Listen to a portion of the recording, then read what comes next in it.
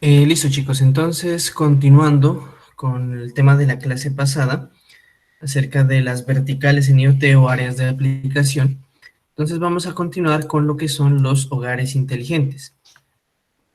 Miren, en un escenario, pues como ya hemos visto en los videos y desde el punto de vista de sus exposiciones, pues podemos ver que en un hogar, pues puede haber mucha cabida del IoT en tareas como, bueno, el levantarse, en la cocina, en las partes de entretenimiento, el automóvil, el garaje, sí, son muchas las áreas de aplicación. Sin dejar de lado también, pues, la cuestión de la seguridad y, pues, de mantener, pues, el ambiente seguro también, ¿no? De detectar fugas de gas, de agua, sí, o algún tipo de anomalía, como por ejemplo algún incendio, ¿cierto? Entonces todo eso son áreas que podemos implementar o bueno, desarrollar desde el IoT dentro de los hogares inteligentes. Entonces, aquí pues comúnmente cuando se habla de este tipo de aplicaciones y de tecnologías, se hace referencia al término domótica. Entonces, aquí pues como les decía, básicamente son herramientas que orientan a automatizar un hogar, ¿cierto? Digamos, con control remoto de calefacción, de luces, ¿cierto? En algunos casos también, pues, que ustedes ven que ya neveras, hornos tienen sistemas operativos, ¿cierto? Entonces, con lo cual se puede también hacer un control remoto de estos tipos de electrodomésticos. Se espera que, pues bueno, desde el IoT este llegue a ser un factor importante, ¿sí? Que juegue un papel muy crucial en los hogares, ya que pues no es solo se trata del hecho digamos, de dar mayor control sobre los elementos del hogar, sino también con el aspecto de muchas cosas que eso implica, ¿no? En algunos casos podríamos hablar de lo que es el confort, ¿no? Mayor facilidad para hacer tareas, mayor facilidad de la cotidianidad, ¿no? En la casa. También como lo que son los aspectos de salud, la seguridad, que ya lo dijimos, y pues también el aspecto de la eficiencia energética. Sí, como vimos también en algunos videos, por ejemplo, cuando alguien deja abierta la nevera, cuando deja encendida la luz del cuarto, el televisor, ¿cierto? Entonces, que por ejemplo se pueda hacer un apagado automático o un apagado remoto en caso de pues descuidar ese tipo de cuestiones. Sí, o el clásico que la gente sale o se va a bañar o se va de la casa y deja la estufa encendida, bueno, ese tipo de cuestiones, ¿no? Bueno, entre las aplicaciones que podemos encontrar de las que más se han visto, digamos, las que más resaltan, está, bueno, el control de iluminación, de temperatura, sí, en países donde, pues bueno, están estaciones de invierno, la parte de las calderas, ¿no? Ya dijimos, los electrodomésticos, hay otros que tienen cerraduras tanto en puertas y ventanas, detectores de movimiento como parte de sus sistemas de seguridad. Y pues la parte también de alertas de humo, de fuego, de gas, entre muchos otros. Pasando a la automoción, ¿sí? Entonces aquí podemos ver en la imagen donde se describe un escenario en el que los automóviles actuando como cosas, ¿cierto? Dentro del IoT, tienen la capacidad, bueno, de individualmente estar conectados, pero también de poder comunicarse con objetos aledaños. En este caso, bueno, distintos vehículos en la vía o incluso la misma carretera, ¿sí? Para transmitir distintos parámetros. Bueno, las aplicaciones de IoT en este sector y bueno, en la parte del transporte generalmente se centran en lo que es la seguridad, la protección y la navegación, además de otros servicios que también se relacionan con el uso de vehículos. Por ejemplo, lo que son los seguros y la tarificación de vías de peaje, ¿cierto? Bueno, no sé si ustedes han escuchado o conocen el concepto acerca de las vías 4G, o bueno, de lo que se pensaba y que a la final nunca se implementó, que se iba a desarrollar aquí en Colombia. ¿Conocen el término de pronto, chicos?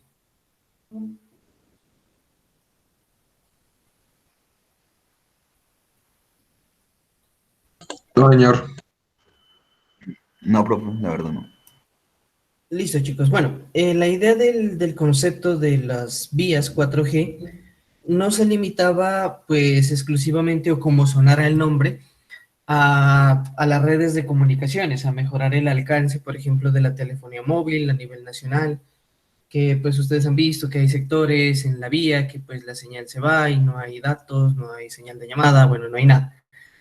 Pero realmente las vías 4G, que de hecho en otros países sí ya llevan tiempo funcionando, se refieren como precisamente a la automatización y al apoyo del transporte, ¿cierto? Por ejemplo, digamos aspectos como el control de la velocidad, ¿sí? Donde a través de sensores, ¿sí? En ciertos sectores, en ciertos fragmentos de la vía, ¿sí? Determinando, por ejemplo, la presión, el tiempo de la presión, el peso, ¿sí? Con ciertos algoritmos, se podía calcular la velocidad, se puede, perdón, calcular la velocidad de los automóviles, en necesidad de usar, bueno, las típicas pistolas que disparan hacia el vehículo y detectan pues como la velocidad que lleva. Pero bueno, más que digamos en ese sentido de pues bueno, al contexto nacional que eso implicaría una multa y demás, más que todo es como el control de zonas de seguridad, por ejemplo, que hay escuelas, que digamos los niños tienen que atravesar la vía, ¿cierto? Entonces como para hacer más efectivos esos controles de seguridad. De otro lado también están los peajes. Los peajes, como ustedes han visto, hay ciertas zonas que tienden a ser, bueno, bastante dispendiosos en el sentido de que se empiezan a generar aglomeraciones y pues bueno, comienzan las filas de carros hasta que vayan avanzando, vayan pagando el peaje y pues bueno, identificar el tipo de automóvil y bueno, todas esas cosas, ¿no? Tal cual como vimos como con el ejemplo del muchacho que entraba al centro comercial y que podía, bueno, entrar y salir y que básicamente todo eso se debitaba. De igual manera, las 4G o las carreteras 4G ofrecían esa disponibilidad, que pues el conductor o el automóvil podía pasar por una zona de peaje, ¿sí? Y pues que básicamente con el mismo sistema de censado, pues la persona pasa, ¿cierto? Y automáticamente en relación al tipo de vehículo que tiene, se hace el cobro. Y pues también, o sea, con la opción de hacer un cobro vía tarjeta débito, tarjeta crédito. Sí, entonces también mejorando la fluidez en las carreteras. Otro aspecto importante también es para los automóviles de carga, ¿no?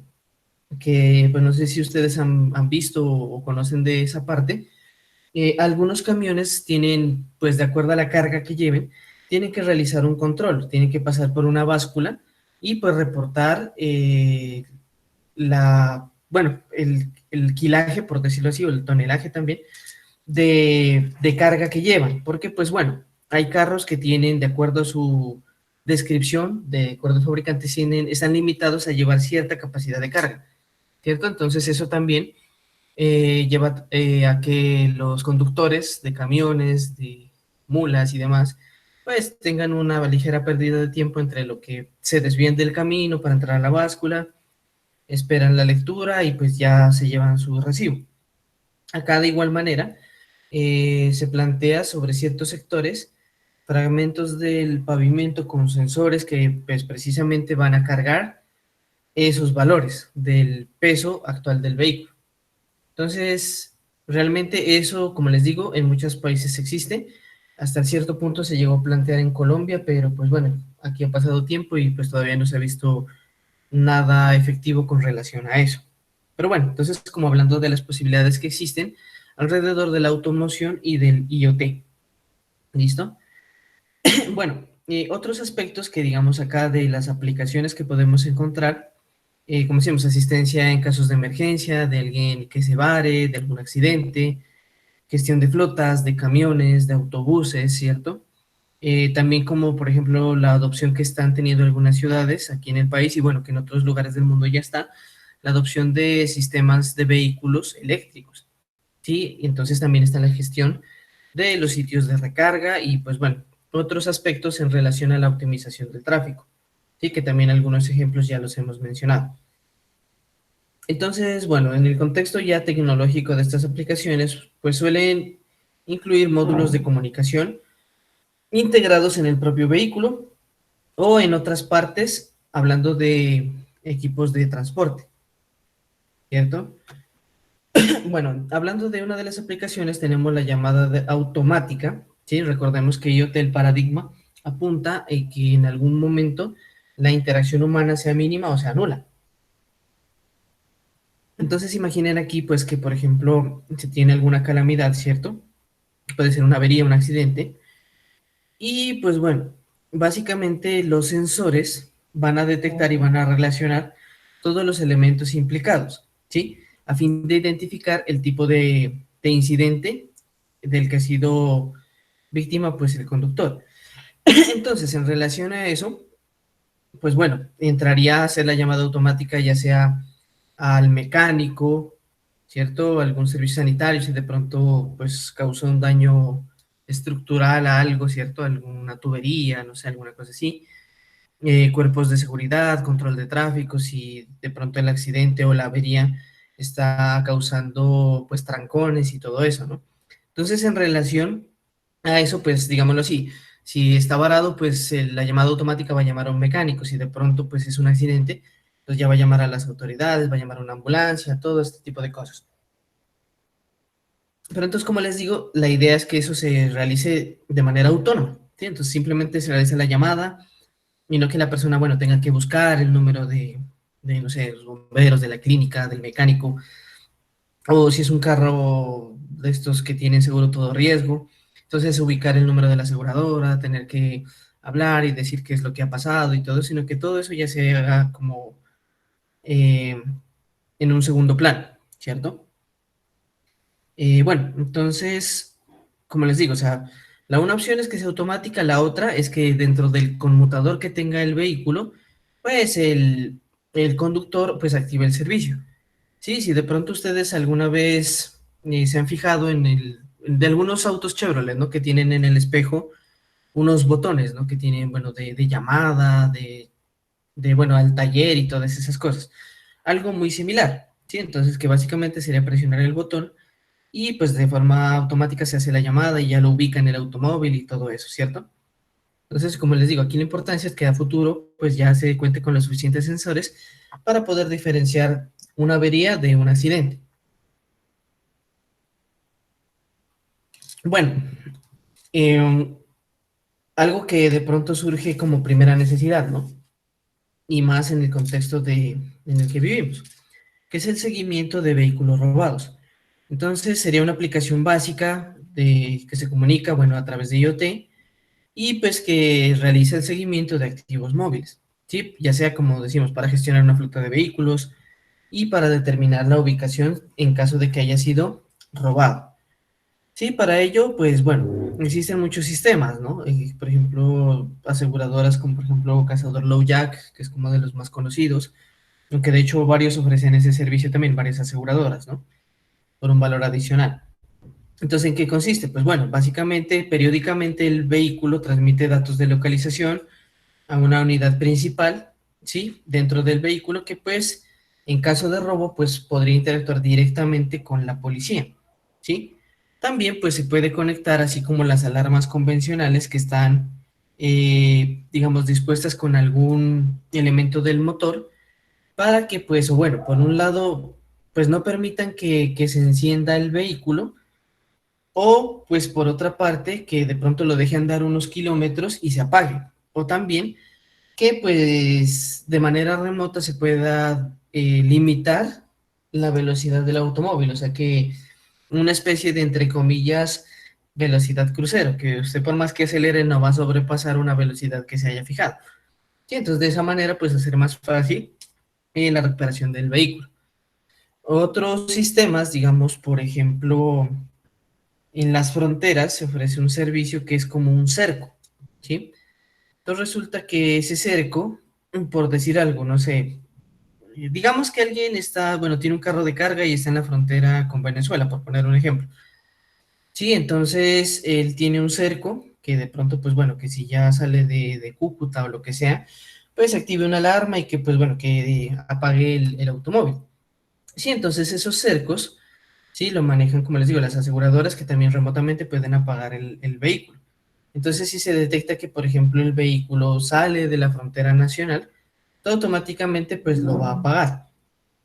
Salvo que, pues bueno, el conductor con anticipación y que de verdad sea el conductor el que va a salir pues del país, notifique de que, pues bueno, que se desactive ese cerco mientras él pasa, ¿sí? Pues como para que él de pronto por algún descuido, pues simplemente salga y se le apague el vehículo. Entonces muy probablemente es por ese mismo cerco que también se puede colocar. Esa tecnología, por ejemplo, a nivel nacional sí existe. ¿Listo? Entonces son como posibilidades que se presentan alrededor de la automoción. Perdón. Bueno, de otra parte, también se tiene lo que es el diagnóstico a distancia. Sí, entonces, bueno, por ejemplo, se pueden agrupar principalmente en dos categorías. Tenemos lo que es el sistema de gestor de mantenimiento. Entonces, por ejemplo, se encargaría de hacer las alertas cuando el vehículo alcance cierto kilometraje, ¿cierto? Entonces, por ejemplo, para que, no sé, de pronto ya sea tiempo de un cambio de aceite, incluso, ¿por qué no? Digamos, de cambio de plumillas, de revisión de nivel de aire en las llantas, ¿sí? Ese tipo de cosas que de pronto las personas, podríamos decir, con un primer carro, una primera moto, ¿sí? De pronto no están acostumbrados a estar pendientes de ello, ¿sí? Entonces, un sistema que, por ejemplo, a través de un mensaje de texto, una alarma, un recordatorio, ¿cierto? Le vaya diciendo, bueno, en los próximos días o le quedan tantos kilómetros para, pues, hacer el cambio de aceite, bueno, hacer el mantenimiento del vehículo. De otro lado, pues también está lo que es la comprobación del estado general del vehículo. Y si ustedes ven, pues actualmente muchos vehículos, pues ya nuevos, último modelo y todo eso, pues la mayoría de ellos ya vienen con una unidad de cómputo, ¿sí? Bueno, con un pequeño, no digamos switch, pero sí un conector que, pues digamos, cuando se lo lleva a los sitios de diagnóstico, sí, oficiales, digamos, el concesionario y demás, pues a través de esta computadora se hace como un escaneo de todos los sensores, de todos los elementos del vehículo, para posteriormente, pues enviar un diagnóstico, ¿cierto? Un informe al propietario para pues decirle qué es lo que puede estar fallando o lo que puede llegar a fallar próximamente. La parte de la gestión de flotas. Entonces, bueno, un propietario de buses o de camiones, sí, realmente pues está interesado como en este tipo de servicios, ¿no? De poder tener la capacidad de hacer un seguimiento de sus flotas, ¿no? De que no haya un desvío, de que no haya un retraso, ¿cierto? Que, por ejemplo, en caso de un robo, pues que se lo estén llevando a una zona que no hace parte de la ruta general del vehículo, ¿no? Entonces, bueno, eso por un lado, por el lado de la cuestión de seguridad. Sin embargo, por otro lado, pues también la gestión de flotas le puede advertir acerca de, por ejemplo, un deslizamiento, un trancón, ¿sí? Un cierre de la vía, ¿sí? Ese tipo de cosas, como para hacerlo más eficiente.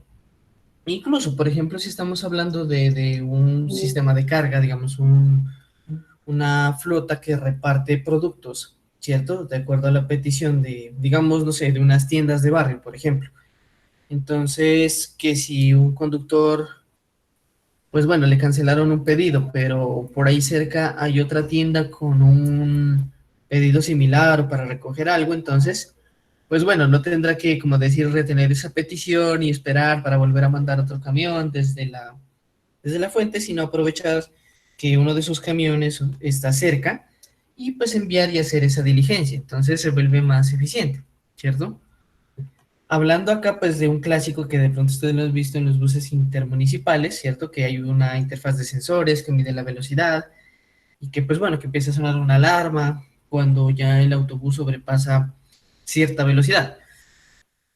También, como les digo, pues la parte de la detección de la posición del automotor, y pues que bueno, que básicamente pues trabajaría a través de enlaces con redes móviles.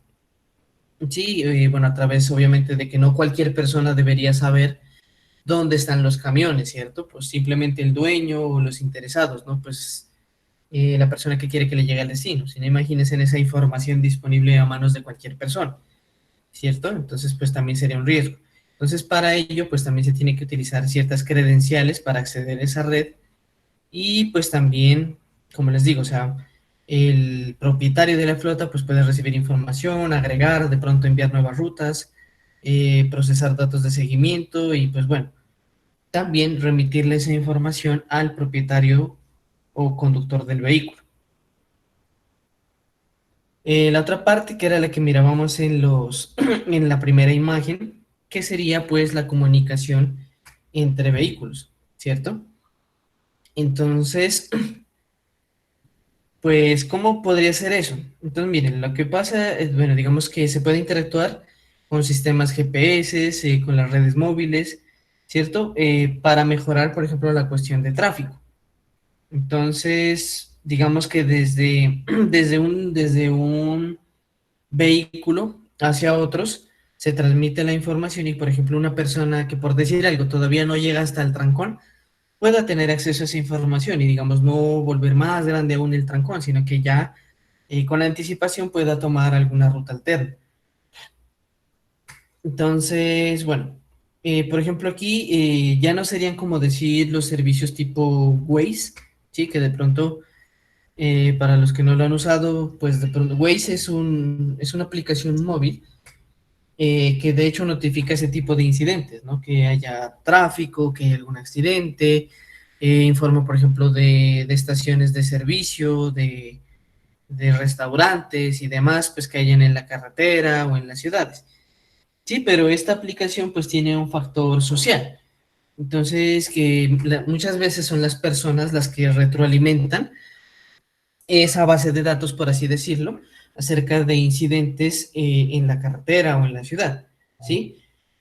Que incluso esa aplicación, no sé si todavía tenga la opción, permitía notificar o poner una plantilla allí de retenes, por ejemplo, ¿no? Entonces, fulanito, digamos, ponía una información en tal calle con tal, hay un retén. Entonces otros usuarios de Waze podían consultar y pues bueno, de pronto evitar pasar por ahí, ¿no? Pues un clásico, una colombiana. Todavía se puede, profe. Ah, listo, pues eso. Entonces, si ven, por ejemplo, ese tipo de cosas que en el sentido práctico pues pueden llevar a la persona pues a evitar perder tiempo si va de afán a algún sitio, o pues como les digo, la colombiana de evitar pasar por un retén porque le falta un papel o alguna cosa, ¿no? Pero bueno, entonces como les digo, el punto de esa aplicación es que la interacción sería desde las personas, o sea, si la persona no entra a la aplicación, no abre y no pone como decir el emoji, el emoticón de retén o el emoticón de trancón o el emoticón de obras en la vía, por ejemplo, pues difícilmente se va a poder alertar a otros conductores, ¿cierto? Y es más, hacer la misma consulta. Entonces acá sobre este esquema son los vehículos los que entrarían a comunicar ese tipo de incidentes directamente, ¿cierto? Y pues bueno, como les decía, pues a través de redes móviles, de localización por GPS. Incluso, digamos, automáticamente los vehículos podrían cargar o descargar información, como ya dijimos, sobre tráfico y pues incluso también cuestiones de seguridad. ¿Hasta ahí, chicos, hay alguna pregunta, alguna duda? Profe, yo, esa Sí, cuéntame. aplicación que existe, ¿Esta de aquí o Waze? no, esa de ahí, la de que hace que los carros le brinden la información que partes tiene dañado. Claro, pues de pronto de este lado del charco, por decirlo así, pues no. Pero hay ciudades que sí han empezado como a implementar más estrictamente el concepto de esto de ciudades inteligentes y han empezado como a acoplar ese tipo de elementos, ¿no? De la interacción. Pero pues obviamente eso pues no está limitado solo a la gestión de la ciudad, sino de también a la característica que tenga cada vehículo, ¿no? Pues al tipo de sensores que tenga y pues bueno, sí, porque de hecho pues un automóvil viejito y que de pronto pues ya sería como por gusto alguien que quiera automatizar y digamos poner ese tipo de sensores, ¿no?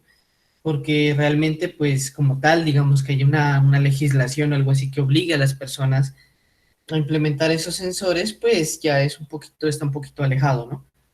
Porque de hecho, bueno, en esa parte, ya que lo mencionas, sí, pues bueno, traemos a consideración, hablamos o vamos a hablar más adelante de lo que son las limitaciones que ha tenido el Internet de las cosas, los desafíos, ¿sí? Y uno de ellos ha sido la parte legislativa, ¿sí? Pero bueno, de pronto eso también lo vamos a hablar más adelante.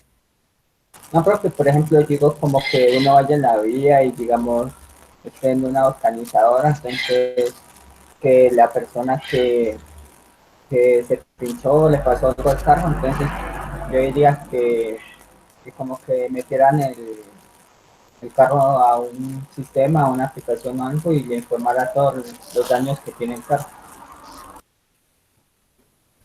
Ah, claro, sí, por ejemplo, o sea, como les digo, o sea, eso dependería también del tipo de sensores que tenga el carro. Pues de hecho, a ver, carros que de pronto sí tienen eso, están más como algunos autobuses de la marca Chevrolet, pues que de pronto yo he visto, que eso sí tienen como les digo, es una interfaz, un computador, porque pues bueno, que incluso hasta para conectarlo hay que saber. Entonces eso, la gente conecta ese computador, meten unos comandos, unas instrucciones, y pues le retorna allí pues como las fallas y eso, alguna cosa que de pronto esté mal dentro del vehículo. Pero entonces para ello sí tocarían los sensores. Por ejemplo, desde el punto de vista ¿qué les digo? ¿Qué les digo? De los carros de Fórmula Uno, ¿sí? Esos carros incluso algunas veces son más sensores que carro, ¿sí? Porque esos tienen sensores en la presión del aire de las llantas, tienen sensores en el aceite de la caja, el aceite de la transmisión, eh, sensores de qué más les digo. Bueno, de todo lo que se pueda medir en un carro de Fórmula Uno, de todo eso tiene sensores, ¿sí? Y de hecho, pues digamos lo que uno normalmente ve que la parada en los pits, que bueno, que le cambiar las llantas y todo eso, actualmente pues ya viene retroalimentado, por así decirlo, por un seguimiento de todos los datos que envían esos sensores, digamos por un sistema de telemetría que se va enviando la información en tiempo real y de manera directa hacia, pues, digamos, el equipo, digamos, la escudería, lo que sea que están, digamos, monitorizando y haciendo seguimiento al automóvil, a fin de que, pues, bueno, la conducción de este tipo de vehículos se vuelva, pues, más segura, ¿no? O sea, que si hay alguna anomalía, pues, no esperar a que la falla se dé, sino que detectarla con anterioridad y, pues, hacer el llamado. Sí, pero pues viéndolo en perspectiva, realmente dependería a futuro de la cantidad de sensores que tengan los vehículos. Sí, no sé si con eso responde tu pregunta. Sí, profe, esa era mi pregunta.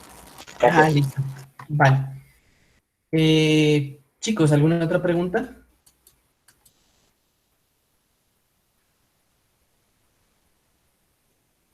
Yo creo que no, profe. Listo. No, profe. Vale, chicos. Listo. Vamos a hablar entonces ahora de la parte de logística y distribución, pues que igualmente está relacionado con lo anterior, con la parte de la automoción. Entonces, miren, como vemos aquí, hay muchos elementos que se interrelacionan con la parte de este tema, de la logística y la distribución. Obviamente está, pues bueno, los camiones, está la mercancía, está, bueno, las compras, están las fechas de entrega, estarían, bueno, los modos de entrega. También, bueno, si hablamos desde el punto de vista de inventario, sí, entonces cómo tener un control, un checklist de lo que se ha entregado y de lo que falta por entregar, de las estadísticas de eficiencia y, bueno, del seguimiento a los productos. ¿Sí? Como puede ser pues la parte de códigos de barras, códigos QR, la localización de los camiones, de la mercancía, bueno, todos esos aspectos, ¿no? Entonces, bueno, como ya dijimos, esto está muy relacionado con la parte de automoción y pues bueno, aquí también, o sea, no solo se trata de monitorizar los vehículos, sino también la mercancía, ¿sí? En entornos de producción, de distribución, incluso hasta el punto de las ventas al por menor, ¿sí? De hecho, o sea, grandes fabricantes, bueno, grandes compañías como Coca-Cola, por ejemplo, tenían miras con respecto a IoT, de decir, de poder hacer un seguimiento de, bueno, de una lata de gaseosa, desde que sale de la fábrica hasta que va en el camión, hasta que llega a la tienda, hasta que alguien lo compra, incluso hasta que llegue al bote de la basura, y hacer toda esa línea de seguimiento. Sí, pues como para efectos de mejorar de producción, de reciclaje y todo ese tipo de cuestiones. También, bueno, aquí hablando de esa parte y de estas aplicaciones, pues bueno, la seguridad física de las personas, ¿no? Muy importante en situaciones de emergencia. Sí, que por ejemplo, si algún camión, bueno, ha sufrido un asalto, se ha accidentado, ¿cierto? Y pues bueno, que de pronto hay circunstancias donde el conductor pues no puede pedir ayuda directamente, pero a través de estos sistemas, como ya vimos también desde la automoción, pues se puede llegar a hacer de forma automática. Aquí pues también, como ya dijimos, el seguimiento de los activos, ¿sí? Por robos y demás, gestión de flotas para mayor eficiencia operativa, ¿cierto? Entonces, aquí también de lo que se habla, que es un aspecto muy importante, es que estos módulos IoT, estos sensores y todo eso, deberían estar ubicados en sitios, digamos, que puedan, bueno, que no, primero, pues que de pronto no se puedan vulnerar la seguridad, sí, que no estén expuestos a alguna persona que pase con un escáner, y de hecho a alguien que tampoco se robe los módulos, sí, pero también estar ubicados en partes, sí, y de hecho estar diseñados para soportar condiciones hostiles, sí, donde haya alta variabilidad de temperatura, de humedad, cierto, de presión en algunos casos, y más si hablamos de vehículos, ¿no? Donde, pues bueno, ese tipo de condiciones pues son inherentes, digamos, y son inevitables, ¿sí? La temperatura y todo esto, ¿no? ¿Hasta ahí alguna otra pregunta, alguna otra duda, chicos?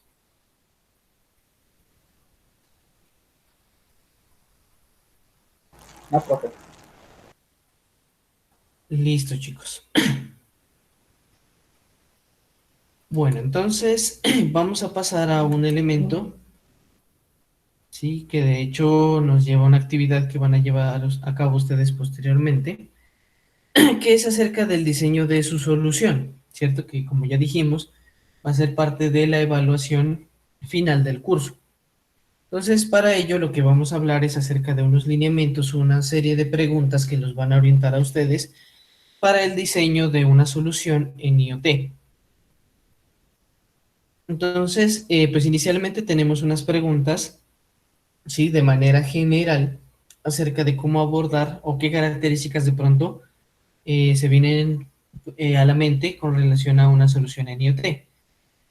Entonces, primero, pues está la pregunta acerca de qué variables o qué datos se necesitan medir, qué autonomía se espera del sistema, entendido como el funcionamiento, digamos, desde el punto de vista energético, ¿sí? Que haya una batería, un sistema que lo permita o que lo tenga pues funcionando todo el tiempo. Y también la autonomía entendida de como qué tanta intervención humana necesita. El presupuesto, ¿cierto? Que pues no es simplemente decir, bueno, vamos a construir esto y necesitamos sensores de esto y lo otro, sino que también entender los costos alrededor del desarrollo de esa solución. El mantenimiento que se pueda necesitar, digamos, si puede ser mensual, anual, o bueno, o si requiere un mantenimiento de más periódico, ¿cierto? También, bueno, con respecto al tiempo que se requiere que la solución esté lista. Por ejemplo, para el caso de ustedes sería como el tiempo que tienen hasta que se acabe el semestre. Bueno, hacer una como autoevaluación acerca de las habilidades que tienen con respecto al manejo de tecnologías en IoT, la parte del área que necesita cubrir, pero el área entendida como desde un punto de vista físico, o sea, en términos de metros cuadrados, centímetros cuadrados, kilómetros, todo eso. También eh, la parte de cuántos nodos o elementos de comunicación estima que se necesita, o sea, para cubrir la área que se menciona en la pregunta anterior. Sí, obviamente, si su solución de IoT está orientado pues como a ese objetivo, ¿no? A cubrir un área determinada, ¿no? La otra parte, pues si una vez que se han recolectado los datos, se han transmitido y demás, entonces qué tipo de o qué procesamiento de datos se necesita. Sí, si por ejemplo su solución, por decir algo, es como para medir condiciones climáticas, entonces de pronto sería, no sé, agregar la letra C como para decir que son grados centígrados, ¿sí? Entonces, por ejemplo, ese sería en una primera instancia un procesamiento, ¿cierto? Pero si ahí hablamos de, por ejemplo, de un sistema de predicción climática, entonces pues ya nos llevaría como a guardar datos, aplicar algoritmos de predicción y bueno, muchos otros tipos de elementos adicionales. La cantidad de datos que se requiere almacenar. ser consciente de los dispositivos que se van a utilizar, de la memoria que tengan, pero sobre todo tener en cuenta el número de muestras que se van a tomar al día, a la hora, por minuto, ¿sí? Lo cual va a determinar como qué tan rápido se va a llenar una memoria, ¿sí? Y de hecho, pues como también pensar si digamos, si esos datos se almacenan de manera local o se envían a un gateway o se envían a un servidor, pues en caso de necesitar absolutamente todos los datos, ¿sí? O como por ejemplo en algunos casos de cámaras de seguridad, cierto que ya cada cierto tiempo, pues obviamente determinando que no ha habido ningún tipo de anomalía o particularidad, pues ir renovando y pues ir grabando o sobreescribiendo ese tipo de datos, ¿no? También, bueno, si la solución requiere elementos de seguridad, si la información o datos que se están tramitando por allí son sensibles o son confidenciales, y entonces, bueno, ¿qué medidas se pueden tomar alrededor de eso? ¿Listo? Entonces, eso es como un primer vistazo, digamos, vuelvo y repito, de manera general, ¿sí? De cómo podemos nosotros ubicar algunos elementos que nosotros requerimos o de pronto no requerimos para nuestra solución en IoT.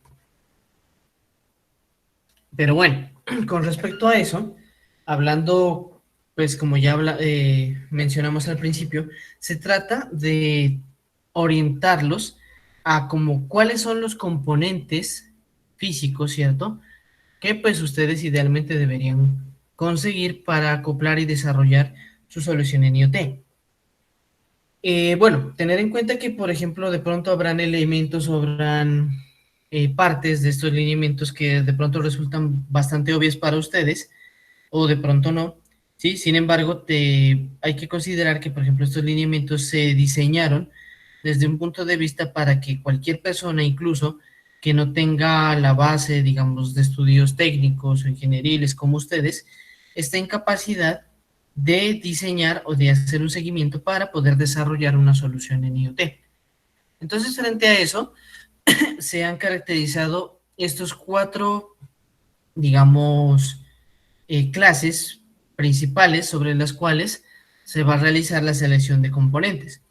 Entonces, en primer lugar tenemos los sensores, luego tenemos la parte de los elementos de gestión y procesamiento, la parte de comunicación y la parte de alimentación, entendido como las fuentes de voltaje o corriente y pues digamos las fuentes de como batería, ¿cierto? En caso de que el dispositivo no tenga pues o el sistema no tenga la disponibilidad para eh, tener el elemento conectado a un toma corriente, dependiendo de la naturaleza o del objetivo de la solución en IoT. Entonces, sobre cada una de estas clases o aspectos generales, vamos a desarrollar y vamos a ver algunas preguntas alrededor de ellos, pues como les vuelvo y les repito, para facilitar la selección de estos componentes.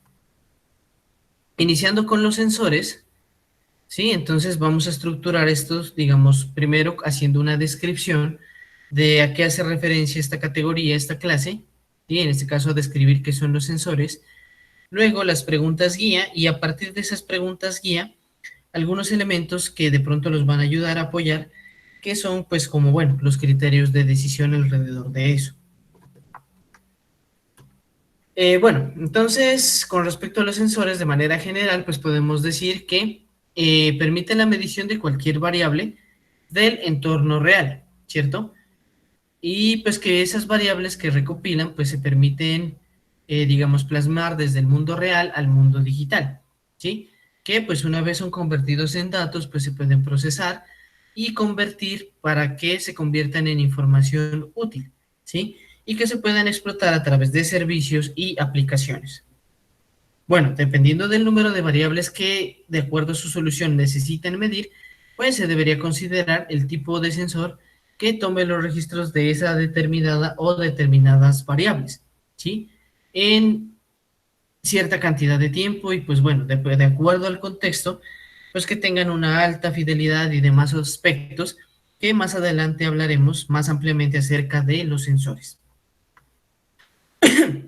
Entonces, con respecto a las preguntas guía, lo primero que han de preguntarse entonces, o el usuario o la persona que quiera diseñar la solución en IoT, si con anterioridad ha utilizado algún sensor, si los sensores que necesita son muy sensibles, un factor importante, y de hecho es una pregunta que va a ser recurrente a lo largo de las distintas categorías que vamos a ir revisando.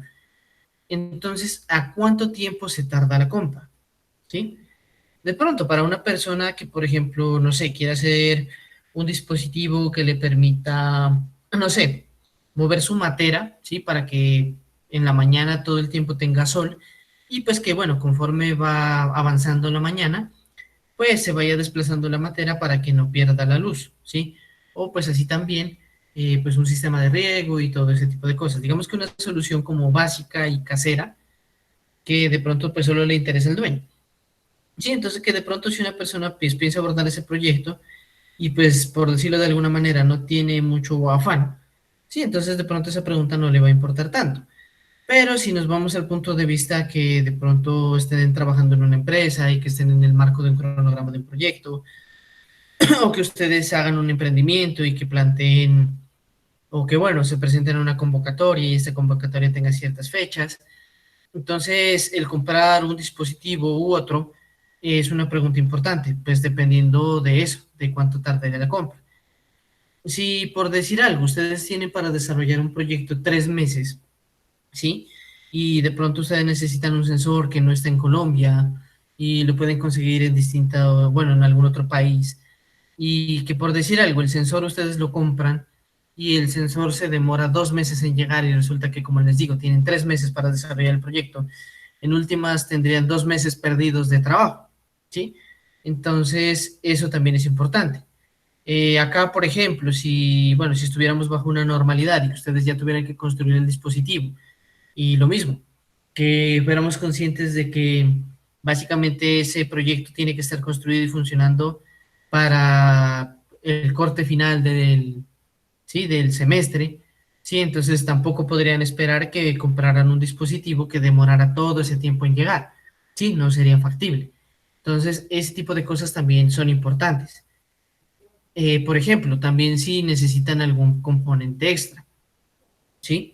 Hay elementos o hay sensores que, por ejemplo, bueno, algunos que ustedes lo vean más barato en una tienda que en otra y bueno, ustedes lo compran y resulta que de pronto el que era más caro tenía una tarjeta que, pues bueno, regulaba voltaje y les daba la salida de los pines más fácilmente para conectarlo con los demás elementos.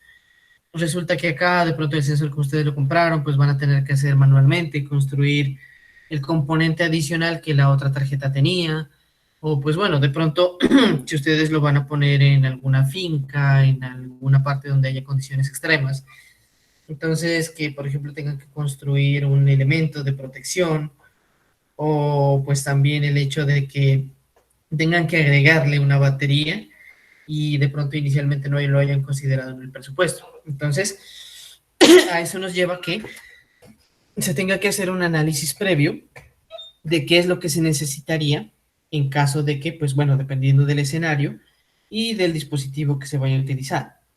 Bueno, si se necesita algún tipo de calibración, ¿sí?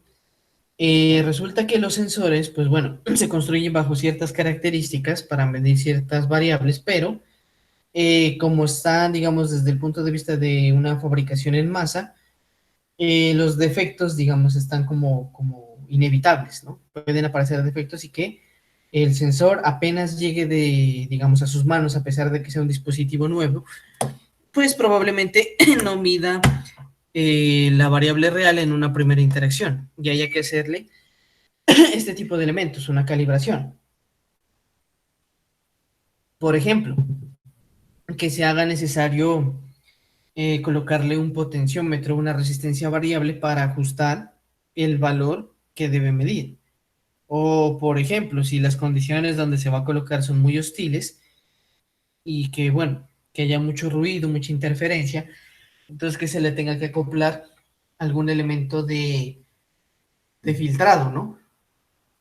También está el hecho de que aparecen los sensores inteligentes, que eso también hablaremos en un capítulo más adelante, que pues bueno, ofrecen como esa ventaja, digámoslo así, entre comillas, de que ellos se calibran a sí mismos. Sin embargo, eso es una verdad a medias, por así decirlo, porque todo sensor necesita ser calibrado, ¿sí? Y de hecho, la calibración, digamos, no solo el hecho como les digo, de adaptar algo, o agregar algo, sino también está el hecho de que se tiene que poder comparar con algún elemento que pues sí me dé un valor real, ¿cierto? Y que yo pueda aproximar el valor de mi sensor a ese valor real. Sí, por decir algo, si yo tengo un sensor de temperatura y tengo pues un termómetro, entonces basado en la comparación, yo puedo calibrar mi sensor, ¿sí? Entonces, esa es como digamos, la primera instancia y la manera como más práctica de, digamos, calibrar un sensor. Entonces, también para que lo tengan en cuenta. O sea, no confiarse de que, como vuelvo y le repito, en un primer uso, el sensor va a arrojar los valores reales de lo que yo quiero medir. ¿Listo? Bueno, considerar también, como ya dijimos, si el entorno donde se van a ubicar los sensores se encuentra a la intemperie, o sea, se encuentra expuesto a sol, a lluvia y a cualquier otro factor, ¿sí? Entonces, de ser así, pues bueno, el sensor de por sí cuenta con alguna protección o alguna consideración, o pues bueno, ustedes ya han contemplado esa parte y pues ya han visto cómo pueden proteger el sensor. Un factor importante también y que también va a ser una pregunta recurrente, el voltaje y la corriente mínimo y máximo, ¿sí? Que requiere el sensor para funcionar. Sí, uno, bueno, listo, uno entendería que listo, hay que considerar el valor de voltaje máximo o corriente máxima, pues porque se puede quemar, ¿no? Pero uno se preguntaría por qué el voltaje mínimo. Resulta que un sensor, pues bueno, es un dispositivo eléctrico y que pues bueno, si no está alimentado con el voltaje corriente pertinente, pues no va a funcionar, ¿sí? Incluso que pueda presentar un desgaste en su alimentación y que pues de pronto uno piensa que sea un problema en la comunicación, que sea un daño en el sensor, pero resulta que es eso, que es porque no está alimentado con la suficiente corriente o el suficiente voltaje para garantizar su funcionamiento, ¿sí? Entonces, también es una información importante que de hecho, pues la puede proveer el fabricante a través de las hojas técnicas, ¿sí? Que también veremos con más detalle más adelante. Importante, que si hay un registro de uso del sensor seleccionado en la web, ¿sí? ¿A qué hace referencia eso? A que, por ejemplo, digamos, estamos en la era de la información, ¿sí? Y que de hecho, pues no se espera que por lo menos, al menos en esta etapa de prototipado, pues ustedes vengan a hacer como la innovación y desarrollar el dispositivo que no existe, ¿sí? O que pues se vengan como a darse golpes de cabeza, como a ver cómo va a funcionar esto y cómo lo relacionan con otros dispositivos, ¿sí? Importante aquí es que el dispositivo que ustedes seleccionen tenga información disponible en la red, que haya foros, que haya comunidades, que haya gente que ya lo haya utilizado antes y que por lo menos ustedes respaldados en esa información, pues puedan decidir de si lo usan o no. ¿Listo? También en relación al tiempo, ¿sí? Porque pues listo, uno no puede decir que tomándose su tiempo uno no puede entender el funcionamiento y llevarlo a cabo, ¿no? Pero, por ejemplo, si el reloj está en contra y de pronto ya hay alguien que ya lo haya utilizado, entonces, pues bueno, como les digo, no se trata de reinventar la rueda. Si existe algo disponible, pues bueno, utilícenlo, adáptenlo, ¿sí? Entiéndanlo, ¿sí? Para poderlo, pues digamos, agilizar el proceso de desarrollo y de diseño, ¿no? Entonces, muy importante aquí es que haya información disponible, ¿sí? Por último, tenemos, bueno, que si hay alguna limitación con respecto al tamaño de los dispositivos. Eso está más orientado como al aspecto de diseño. Sí, o sea, si ustedes, por ejemplo, bueno, consideran que el tamaño no importa, que ustedes pueden poner sensores de gran tamaño y pues, o bueno, por el contrario, que de pronto consideren que necesitan que acoplarlo en una caja o ponerlo en un reloj o algo así, entonces que de pronto en ese sentido el tamaño sí importa, ¿sí? Pero ¿a qué viene esa aclaración? ¿Sí? Si básicamente es un aspecto de diseño. Realmente pues viene a consideración porque eso está relacionado de manera casi directa, podríamos decir, con los costos. Sí, que entre pues más grande el dispositivo, pues el costo en relación a un dispositivo de menor tamaño, pues va a ser menor, o sea, entre más pequeño, más costoso, ¿sí? Entonces, para que lo tengan en cuenta. Hasta ahí, chicos, ¿alguna pregunta, alguna duda?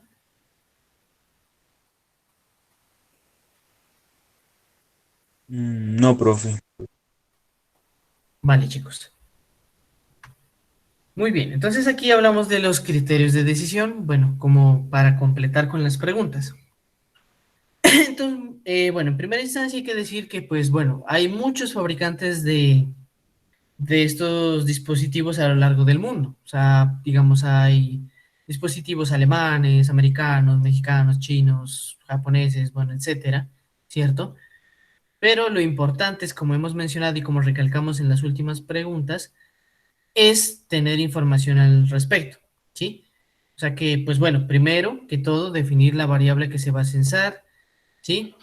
Que si hay alguien que lo haya utilizado antes, que si ya hay implementaciones previas, que de pronto si alguien ya lo usó y dijo, no, este sensor es malísimo, pues uno ya sabe que pues para qué lo compras si no va a funcionar. O de pronto haya una persona que diga, no sé, llevo 2 meses trabajando con el sensor y no lo he podido hacer funcionar.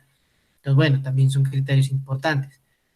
Otros aspectos como tener en cuenta la localización del proveedor, que si de pronto yo no consigo en Popayán, pero lo puedo conseguir en Cali, bien, pero que si ya tengo que conseguirlo en otro país, entonces, bueno, tener en cuenta cuánto se demora este proveedor en entregármelo, el costo total del dispositivo, ¿cierto? Con valores de importación, de entrega, todas esas cosas, ¿cierto? Si el dispositivo que yo voy a utilizar, pues bueno, cuenta con la suficiente información, una hoja técnica oficial, ¿sí? Porque pues tampoco vamos a ir a buscar pues el dispositivo marca pajarito, digamos, y que hay una documentación que no sea pues fidedigna, ¿cierto? Y que al final me lleve a mal utilizar el dispositivo, ¿sí? Pues en caso de que no haya un documento técnico, entonces pues eso sí es importante porque pues si no hay información disponible, entonces cómo voy a impartir, cómo voy a empezar a utilizarlo, ¿cierto? Entonces esos ya son criterios como de pronto para descartar ese tipo de elementos, ¿sí? Y pues bueno, eso con respecto a los sensores. Pasando a la parte de gestión y procesamiento, ¿sí? Entonces, básicamente hace referencia a los dispositivos que, bueno, que se van a encargar de procesar los datos que provengan desde los sensores, ¿sí? Analizar volúmenes de información, discriminar datos útiles de los que no lo sean, ¿sí? Utilizar algoritmos para moldear mejor la información y sacar solo lo que sea útil, ¿sí? Para la solución que se desee implementar. Aquí en la parte de las preguntas guía, entonces hablamos, bueno, si han escuchado el término SSB o el término SoC, ¿sí? Lo que es Single Board Computer o System on Chip. Si conocen algunos de estos elementos o de estas tarjetas, un Arduino, la Raspberry, la BeagleBone, la Intel Galileo, alguna otra o ninguna, ¿cierto? Pues bueno, de ustedes desde sistemas, pues obviamente conocerán los términos RAM, ROM, procesador, ¿cierto? Distinguir de la tarjeta que seleccionen cuál es su capacidad de almacenamiento local. Lo mismo, cuánto tiempo se tardaría la compra, la parte del voltaje y corriente, ¿sí? Porque habrán tarjetas que, por ejemplo, podrán funcionar con 3 voltios, habrá otras que funcionarán con 5, con 12, incluso habrán tarjetas que funcionen con 30 voltios, ¿no? Entonces, si uno va a poner una tarjeta de esas con una batería, pues bueno, la de 30 voltios ya se descarta de entrada, a menos que lo ponga como el gateway o como el sistema central, ¿no? Bajo esos términos. ¿Cuál tiene más soporte? ¿Cuál tiene mejor garantía? ¿Cuál tiene más uso? ¿Sí? Perdón. Bueno, uno diría, ¿por qué es importante esto si de pronto a la final de pronto uno se centraría más como por el costo y si hay información y todo eso? ¿Sí? Bueno, ¿por qué les digo eso y por qué, digamos, es importante y de pronto para que no les pase? ¿Sí?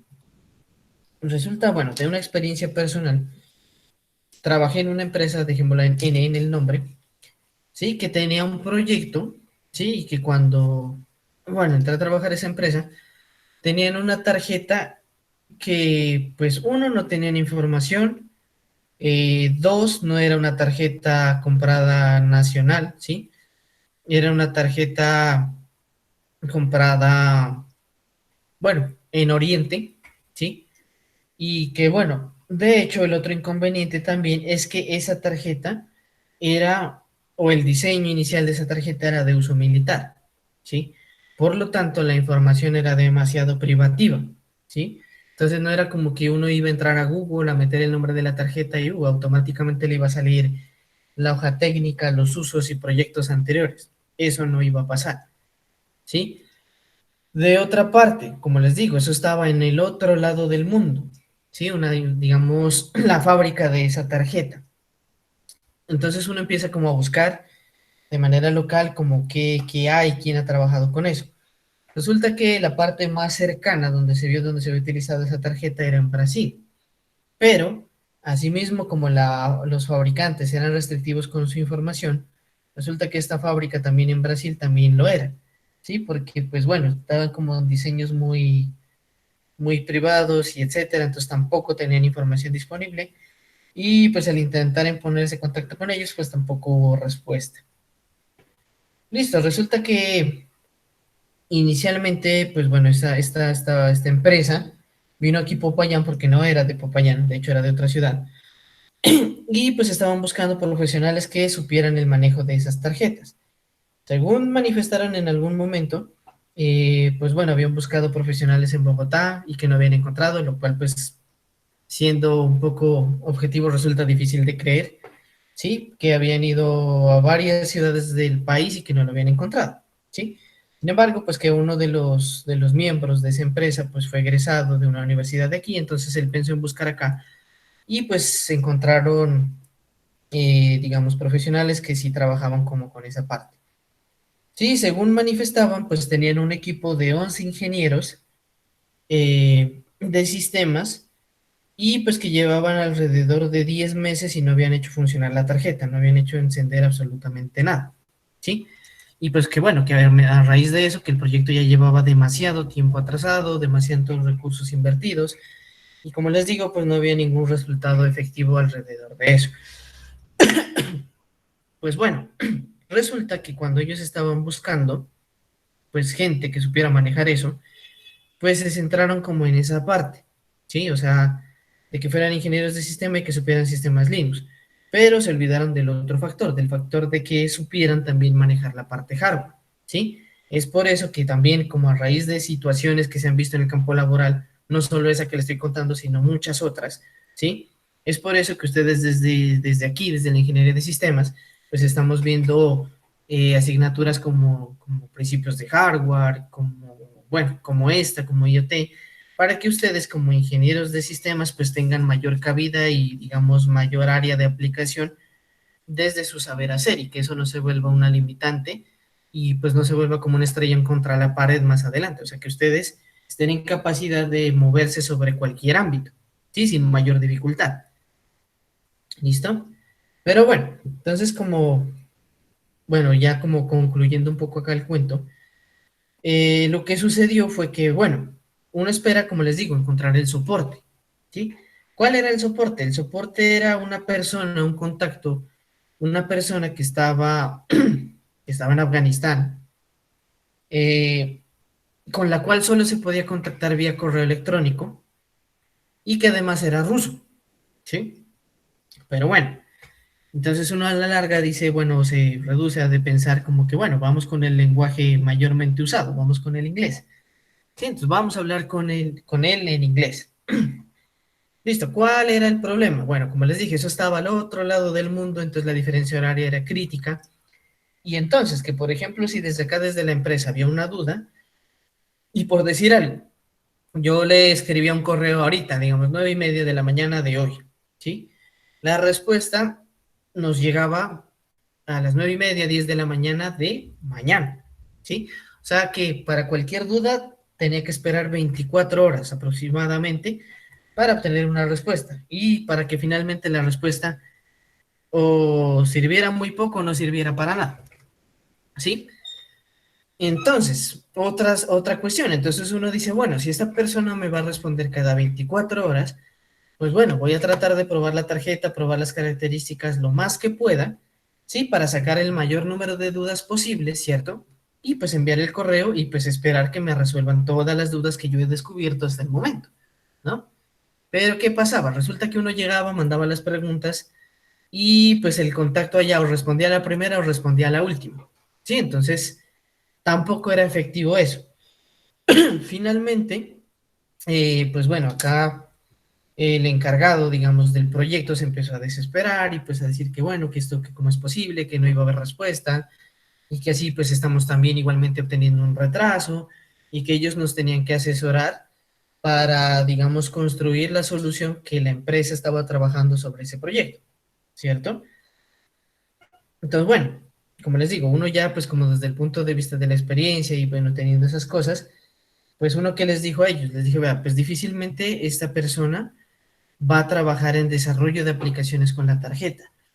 Esta persona, les decía como yo lo veo, le dije, es una persona encargada de probar códigos pequeños, simplemente que, digamos, le permitan identificar si algún pin o el procesador o algo está fallando o está funcionando. O sea, un algoritmo para pruebas, más no una aplicación como tal montada sobre esa tarjeta. Le dije, porque es que eso ya es particular, eso ya depende, como quien dice, de la persona que lo compra y para qué lo va a utilizar, para qué lo va a comprar. Y bueno, resulta que pues ellos decían que no, y que no, y que esa tarjeta fue carísima, y que pues por el mismo precio pues deberían ellos responder dándonos la suficiente asesoría, incluso hablaron ellos en algún término de una capacitación para utilizar esa tarjeta, ¿sí? En vista de que acá pues como decir se pusieron un poco tercos, entonces al final lo que, lo que pues les comenté, les dije, ve, hagamos una cosa antes de que pues ustedes, pues, como quien dice, guardan esperanzas en cosas que no va a haber. Le dije, déjenme enviarles un último correo preguntándoles eso.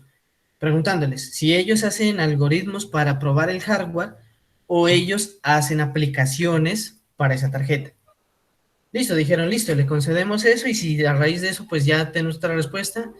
Mejor dicho, usted va a seguir en eso y va a seguir preguntando y viendo la forma de cómo hacer y bueno, listo, dijimos así. Al otro día de enviar el correo, efectivamente, eso fue lo que respondieron. Dijeron, sí, nosotros solo hacemos códigos para probar si la tarjeta funciona o no. Sí, simplemente hacemos un código para probar las entradas y salidas y ver que todo funciona, o sea, como cualquier fábrica en cualquier lugar del mundo. ¿Sí? Entonces, en ese momento eso se volvió pues muy desolador y como les digo, al cabo de eso, pues ya había pasado un mes larguito. Sí, entonces imagínense en ese mes larguito, ya montando un laboratorio en otra ciudad, costeando ingenieros de otra parte, más los 11 meses, más los ingenieros que ya tenían contratados, ¿sí? O sea, eso a la larga son muchos costos y en general son muchas pérdidas por no haber, digamos, previsto, ¿sí? El uso de una tarjeta que tenga estos tres elementos, la soporte, la garantía y documentación de uso. ¿Cierto? Por eso les digo, les cuento esto es como para que si de pronto ustedes, bueno, en su proyecto que desarrollan ahorita, o si más adelante ustedes planean hacer un emprendimiento alrededor del desarrollo pues, de unas soluciones IoT, ¿sí? Como vuelvo y le repito, para que no les pase. No siempre el tener como quien dice la tarjeta, lo último en guarachas, es como lo más factible. Sí, tan es así que después de un largo proceso con esa empresa y de incluso hacer consultoría con otro ingeniero, pues ya como dedicado de lleno a esas cosas, se optó por utilizar una tarjeta, una Bigolbón, que de hecho aquí está en la lista. Se utilizaron dos Bigolbón, ¿sí? Y esa tarjeta pues fue como la más factible, era mucho más económica que la otra y tenía muchas más prestaciones. Porque bueno, de hecho, ese era otro inconveniente de esa tarjeta. Sí, tal cual como, bueno, de pronto con los que están en principios hablamos de las interfaces de comunicación y que cada pin tiene un registro, pues resulta que esa tarjeta tenía un cierto número limitado de pines, ¿sí? Y que bueno, que ellos querían conectar muchas cosas sobre esa tarjeta. Por ponerles un ejemplo, digamos que la tarjeta tenía, no sé, 30 pines, ¿sí? Y ellos querían conectar, digamos, 8 cosas querían conectar, ¿listo? Pero digamos que entre esas cosas había una cámara, y la cámara necesitaba 14 pines, ya quedaban 15. Si quería conectar, por ejemplo, una impresora o un lector de huellas, digámoslo así, ahora sí un lector de huellas que se coma unos 7, ya me quedan 8 pines, y apenas he conectado 2 cosas, ¿sí?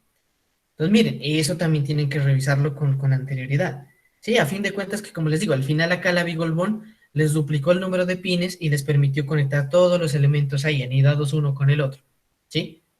Entonces, Como ven, es una pregunta muy sencilla, pero que abarca muchísimas cosas que pueden llegar a tener demasiados efectos, incluso negativos, alrededor del desarrollo de un proyecto, ¿sí? Y pues aquí también, pues con la siguiente pregunta, está anidada que pues que si esa tarjeta, ese dispositivo, ha sido utilizado para una solución similar, ¿sí? A la que se quiere plantear. Y pues vuelvo y juega, les digo. Entonces que no se trata de reinventar la rueda, que si existe algo, pues lo reutilicen, lo modifiquen, lo adapten para fin de conseguir el funcionamiento que ustedes necesitan, ¿sí? Chicos, ¿alguna pregunta, alguna duda hasta ahí?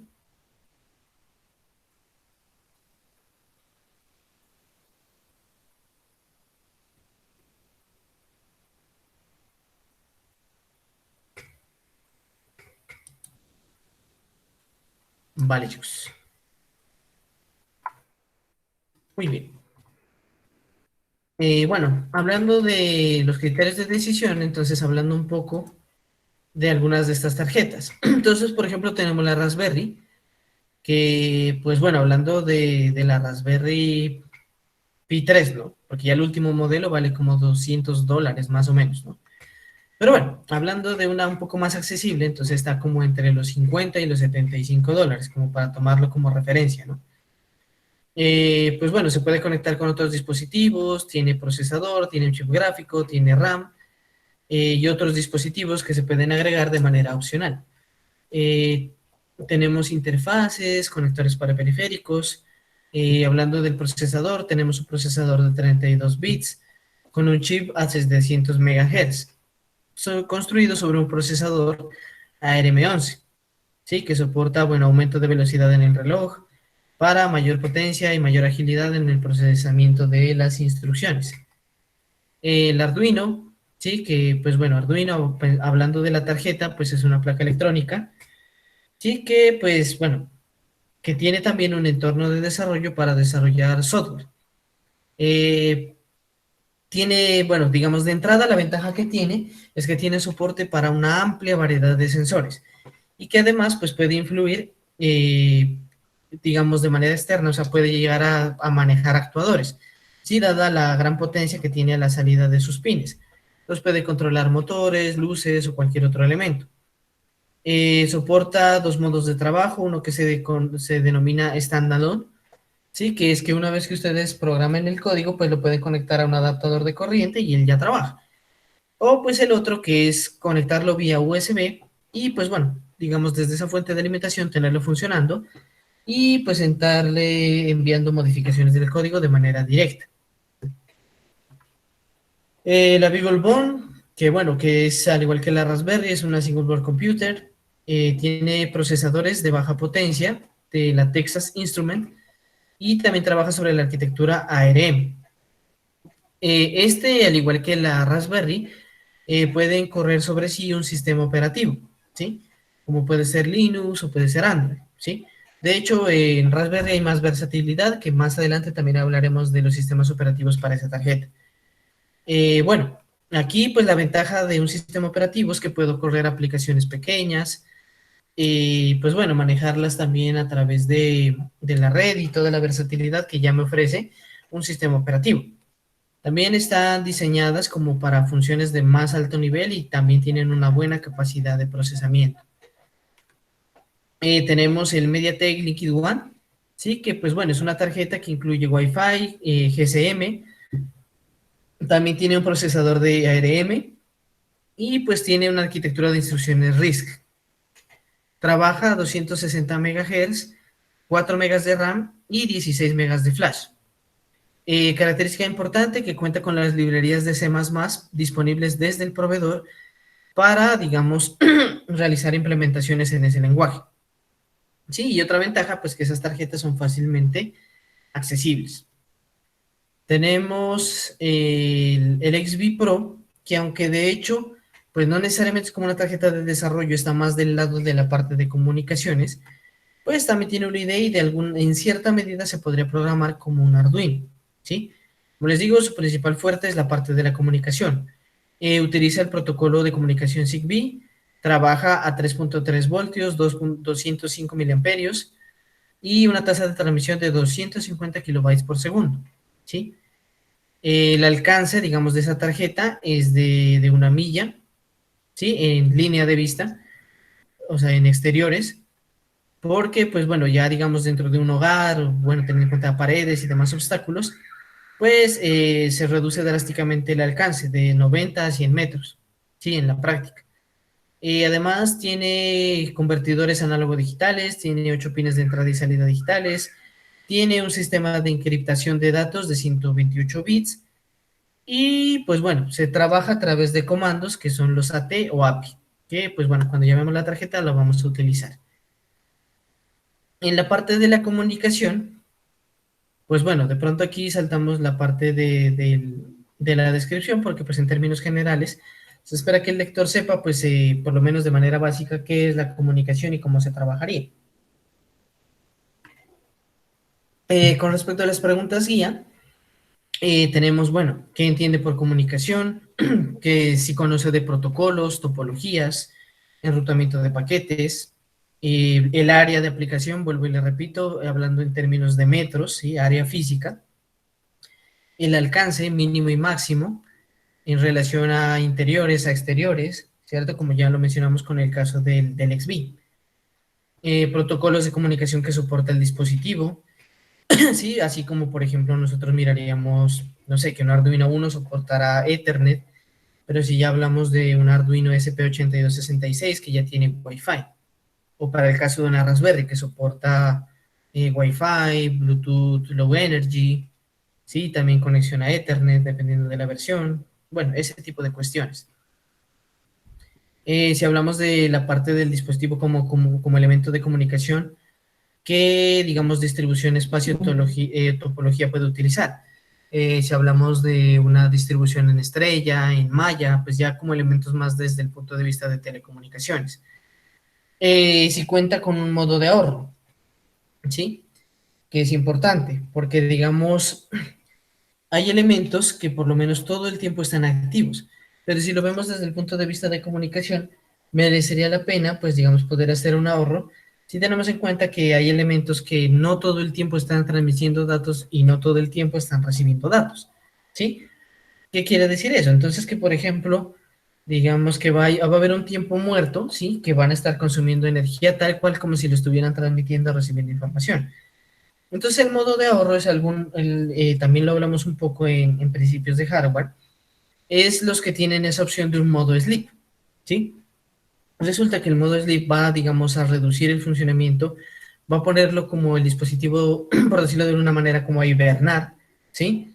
Para incluso hasta llevar a una reducción energética de hasta el 90%, ¿sí? Lo cual pues obviamente va a alargar la autonomía del dispositivo y pues va a reducir el soporte en términos de, en caso de que utilizara una batería, pues digamos prolongar el tiempo de cambio de dicha batería, ¿sí? Entonces eso también es importante y esa información está incluida en las hojas técnicas de los dispositivos.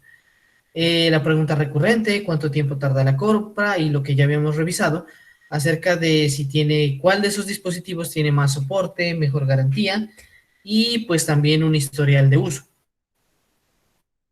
Aquí en las decisiones vamos a hablar de algunos protocolos de comunicación como es el MQTT, que es el Message Queue Telemetry Transport, ¿sí? Que pues bueno, se utiliza para cuando se va a implementar una solución con tráfico pesado, o sea, que envíe mucha información, ¿sí? Que pues bueno, de hecho este MQTT se puede utilizar e implementar a través de redes o señales vía teléfono celular. La comunicación es de 2 vías, ¿sí? En redes de pronto no confiables, cuando ya se amplía como el aspecto de la encriptación, solo es de 1 vía. Y pues bueno, este tipo de comunicación sí cuenta con un modo de ahorro o un modo de hibernación. Tenemos el IEEE 802.15.4, dentro del cual se encuentra ZigBee, que bueno, la característica es que es un protocolo de comunicación para redes de bajo costo, ¿sí? Tiene un tipo de red flexible y pues el costo energético también es muy bajo. Se utiliza en aplicaciones donde la tasa de transmisión de datos es baja. Tenemos 6LowPan, ¿sí? El objetivo de este protocolo es hacer frente a las exigencias que ya presenta el IPv6, como es el aumento del tamaño de la dirección, ¿sí? Y pues también la parte de la seguridad, donde define mecanismos de encapsulación y compresión de cabeceras, pues bueno, desde el punto de vista del IPv6, que también se transmiten bajo el protocolo que miramos anteriormente, el IEEE 802.15.4, ¿sí? En paquetes más pequeños. Produce cabeceras de 4 bytes, ¿sí? Dentro de esa compresión, pero al mismo tiempo permite, pues, digamos, topologías como redes de malla, además de gestionar la parte de fragmentación de datos y reensamblaje en distintos nodos antes de llegar a destino. El LoRaWAN, que también es un conocido dentro del IoT, que como por sus siglas es un tipo de red de área amplia, pero de bajo consumo, ¿sí? Pues bueno, utiliza un tipo de modulación que, pues bueno, explota de manera eficiente la banda de frecuencia, la banda ancha, y pues bueno, la velocidad de conexión es de transmisión, perdón, es de 27 kilobytes, ¿sí? Entonces miren, como podemos ver ahorita, a lo largo de estos protocolos, hay algunos que no tienen, pues bueno, que sacrifican una característica frente a la otra. Si algunos son muy veloces, entonces tienen menor distancia. Si algunos de pronto pues también son muy veloces o de pronto tienen un área amplia o doble comunicación, pues sacrifican la cuestión de seguridad. Por ejemplo, LoRaWAN sacrifica la velocidad, pero lo compensa con una amplia cobertura, ¿sí? Que acá ya hablamos del rango de kilómetros. Tenemos también aquí Sigfox, ¿sí? Que es una tecnología de banda estrecha y utiliza el estándar de transmisión, el BPSK, bueno, que ese es un concepto bastante de telecomunicaciones. Bueno, entonces, ¿cuál es la característica? Que toma fragmentos estrechos del espectro y a través del cambio de la fase, ¿sí? Permite codificar los datos. Entonces, a través de una sección muy delgada del estrecho, el receptor puede recibir esa información y adicionalmente, por esa técnica, digamos, de modulación, pues se mitiga los efectos del ruido. Aquí, pues, digamos, el endpoint o el receptor, pues es económico y pues aunque, bueno, lo que sí cambia es que la estación de base de transmisión sí es como más sofisticada, ¿sí? Requiere como de más elementos para darle soporte a toda la red. Zigbee, como ya dijimos, que está basado en ese estándar de la IEEE, tiene como objetivo pues la parte de comunicaciones que sean de baja tasa, pero que sean seguras. Y pues que digamos que sea de bajo consumo, o sea que permita utilizar de manera muy eficiente las baterías. Entonces, característica importante, que aquí pues dependiendo del país, y de hecho eso también, del país, perdón, de la región, y que eso también aplica para Sigfox, va a requerir de, digamos, de cierta frecuencia, ¿sí? Para poder operar. Entonces, miren, aquí a nivel mundial las bandas libres están en 2.4 GHz. Para Europa se utiliza sobre la banda de 868 y para Estados Unidos sobre la banda de 915 MHz. Bueno, Latinoamérica creo que está por la banda de los 750 MHz, bueno, no estoy seguro, pero más o menos es algo así. Entonces, ¿qué característica presenta eso? Bueno, resulta que de hecho, Sigfox pues es principalmente un protocolo de comunicación utilizado en Europa, pero llegó a Latinoamérica y llegó a Colombia primero, y de hecho llegó primero a la ciudad de Popayán, a través de una empresa que se llama Faxis. Sí, entonces ellos en comienzo trajeron algunos dispositivos y pues me hicieron un muestreo. Ellos tenían su propio servidor, su propia plataforma, y pues bueno, uno podía utilizar estos dispositivos así como libres, por así decirlo. Sin embargo, pues ellos en primera instancia trajeron unos dispositivos propios, ¿sí? Como para hacer el ejercicio y la difusión de la tecnología. Digamos, el inconveniente, pues ya en el largo plazo fue precisamente esto, la banda, ¿sí? Como estaba trabajando sobre una banda europea, digamos que la banda pública no estaba para ese rango aquí en Colombia. Sí, o sea, se pudieron hacer algunos ejercicios, más sin embargo, pues ya en futuro ya empezaron a traer dispositivos, como les digo, adaptados a la frecuencia latinoamericana y pues bueno, más específicamente a la frecuencia de aquí de Colombia para poderlos utilizar. Listo, con respecto a la alimentación. También, pues como bueno, ya tenemos sobreentendido que hacemos referencia a las fuentes eléctricas, digamos, que van a dar funcionamiento a nuestro dispositivo. Entonces, aquí aparece, bueno, ¿qué tipos de alimentación conoce? Sí, entonces tenemos, bueno, hablaríamos de las baterías, de las fuentes de corriente alterna, corriente directa, bueno, lo que ustedes conozcan. Si el sistema requiere de algunos elementos que estén aislados o alejados de la fuente de corriente. Sí, es decir, que si voy a utilizar elementos que, pues bueno, van a requerir de un uso de una batería en lugar de una fuente de alimentación. Bueno, requiere que su sistema tenga un backup en caso de que haya una inestabilidad en la red eléctrica.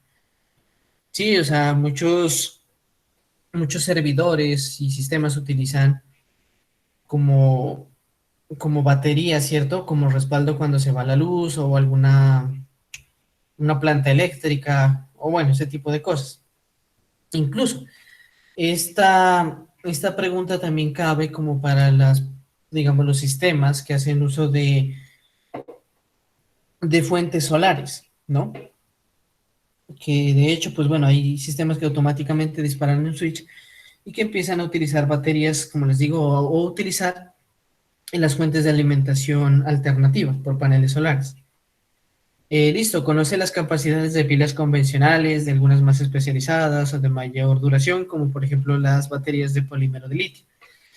Bueno, ustedes ya lo responderán. Ahora, si conocen la relación entre amperio hora, miliamperio hora, ¿cierto? ¿A qué corresponden o a qué hacen referencia respectivamente? Muy bien, entonces aquí en decisiones realmente pues uno pensaría que pues para qué ponerle tanto pero a esta parte si simplemente es ver, bueno, cuánto voltaje tiene mínimo, máximo, ponerle una pila, ponerle un adaptador de corriente y estuvo. Pues bueno, ya viéndolo en profundidad, eso no es tan sencillo. ¿Por qué? Pues bueno, primero vamos a hablar de que las fuentes, digamos, de tarjetas como Arduino y Raspberry trabajan con 3.3 voltios, 5 voltios, ¿cierto? Y pues que bueno, que incluso para el caso del Arduino, esta puede trabajar en rangos de 5 a 12 voltios, sin que, digamos, la tarjeta sufra un daño, ¿sí? Pero entonces uno, ¿para qué diría, para qué conectarlo con más voltaje o menos voltaje, ¿cierto? Porque pues si nosotros lo vemos recordando el curso de electrónica, o bueno, para hacer una mejor apreciación, el voltaje viene a ser como un tanque de agua, entonces a mayor tanque de agua, pues mayor capacidad, ¿cierto? Y pues la corriente que viene a ser como el flujo y digamos que también viene a ser como la cantidad o la presión que sale de un grifo, ¿cierto? Entonces lo que sea mayor o menor. Ahora, hablando en términos de alimentación, si yo quisiera, bueno, digamos alimentar estos dispositivos con una fuente de 9 voltios, si yo armara esa fuente, digamos, con 4 pilas AA, pues tendría que ser, con esas pilas AA, perdón, tendría que ser 4 pilas de 1.5 voltios, ¿sí? O pues también podrían hacer 5 baterías de estas recargables que generalmente son de 1.2 voltios. Pues bueno, se recomienda de pronto eso para proyectos pequeños, pero para proyectos grandes ya no es tan recomendable porque tienen una baja densidad energética, ¿sí? Bueno, por ejemplo, para para los mismos propósitos, podría hablar de las baterías de litio, ¿cierto? Eh, que son, bueno, digamos con 2 baterías de litio de 3.7 voltios, yo aproximadamente eh, podría, podría, pues, digamos, alimentar una tarjeta de estas, ¿no? Tenemos también los bancos de batería, ¿sí? Con los que se utilizan para recargar los teléfonos móviles, ¿sí? Por ejemplo. Están también las baterías de metal hidruro, las baterías de polímero de litio, que esas son como las que actualmente tienen los teléfonos, que pues obvio, también ya estamos en miras de, bueno, de nuevas tecnologías en relación a las baterías, ¿cierto? De materiales raros y todo eso, con mayor pues capacidad de carga, ¿cierto? Bueno, ¿qué más les digo? Listo. Considerando la tensión, digamos, de las baterías alcalinas, tienen un pequeño gran inconveniente, ¿sí? Resulta que eh, al 50% de su vida útil, ¿sí? Se reducen en 2.5 voltios, ¿sí? O sea que si, bueno, si colocamos dos de estas baterías en serie, ¿cierto? Podríamos decir que al principio, bueno, tenemos 3 voltios. Al mitad de su vida útil vamos a tener 2.5. Al 90% de su vida vamos a tener 2 voltios, ¿sí? Y así, pues, bueno, digamos que básicamente no estamos haciendo un uso eficiente de la batería. Pero uno diría, bueno, para qué sirve esto? Bueno, ¿cuál es el problema con esto? ¿Sí? Resulta que hay dispositivos, bueno, por ejemplo, para el caso del ejemplo, un XB, trabaja con 3.3 voltios, ¿no? Y si nosotros la alimentáramos con una batería como la del ejemplo, ¿cierto? En la mitad del tiempo, esa tarjeta dejaría de, esa tarjeta dejaría de funcionar, ¿sí?